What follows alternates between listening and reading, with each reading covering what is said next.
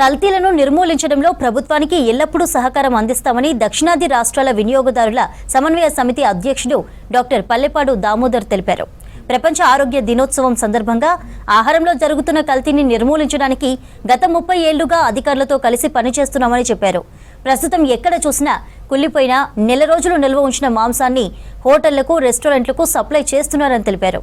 ప్రభుత్వం ప్రత్యేక విభాగాన్ని ఏర్పాటు చేసి తనిఖీల ప్రక్రియను నిరంతరం జరిగేలా చూడాలన్నారు పల్లెపాడు దామోదర్.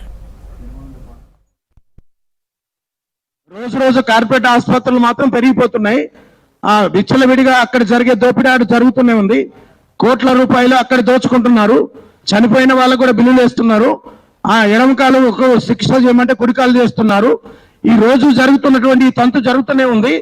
కానీ కల్తీ నిరోధించాల్సింది పోయి ఇంకా ఇటువంటి వాటి మీద చర్య తీసుకోకుండా నామమాత్రమైనటువంటి చర్యలు తీసుకుంటున్నారు. ఇప్పుడు ముఖ్యమంత్రి గారు ఒక ప్రకటన చేశారు. ఈ మధ్య కాలంలో ప్రత్యేకమైన విభాగం హైడ్రా లాంటి సంస్థను ఆహార కల్తీ కోసం ఏర్పాటు చేస్తామని చెప్పడం జరిగింది. దాన్ని మేము వినియోగదారుల సంఘాలందరం కూడా అభినందిస్తున్నాము. మామిడి పండ్లలో కార్బైడ్ చేయొద్దు అని అంటే మేము అధికారిని పట్టుకుపోయి శాంపిల్ తీయించినాం. ఈ రోజు ఈ పలానా శాంపిల్ తీసుకెళ్ళి ఆయన శాంపిల్ తీసుకుపోయిండు. తర్వాత టెస్టింగ్ చేయించండి, మాకు తెలియదు. ఆ తర్వాత ఈ వ్యాన్ కాకుండా టెస్ట్ చేసిన తర్వాత మేము అనుకున్నాం దాంట్లో కార్బైడ్ ఉన్నదని తెలిసింది. మా భయానికి కోర్టులో కేసు వేసిండ్రు. కోర్టులో కేసు ఎన్ని సంవత్సరాలు జరిగింది? 10 సంవత్సరాలు. 10 సంవత్సరాల తర్వాత కేసు కోర్టులో పోయింది. 10 సంవత్సరాలు ఎందుకు కోర్టులో పోయింది? ఆఫీసులో రాలే. ఏం ఒక్క మామిడి పండు కలిసి ఒక వ్యాపారి శిక్ష పడదా? ఓకే సరే. మా డిమాండ్ ఏంటంటే ఇప్పుడు ఈ యొక్క చట్టానికి ప్రత్యేకంగా ఆహార కల్తీ కోర్టు ఉండాలి, ట్రిబ్యునల్ ఉండాలి.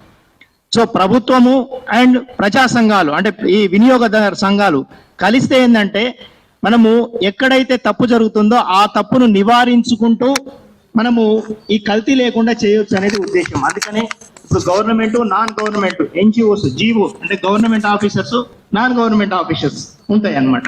సో ఎన్జిఓస్ చేసేటి బాధ్యత ఓన్లీ మనం చైతన్యం చేయడం ఒకటి, అదేవిధంగా అధికారుల దృష్టికి తీసుకురావడం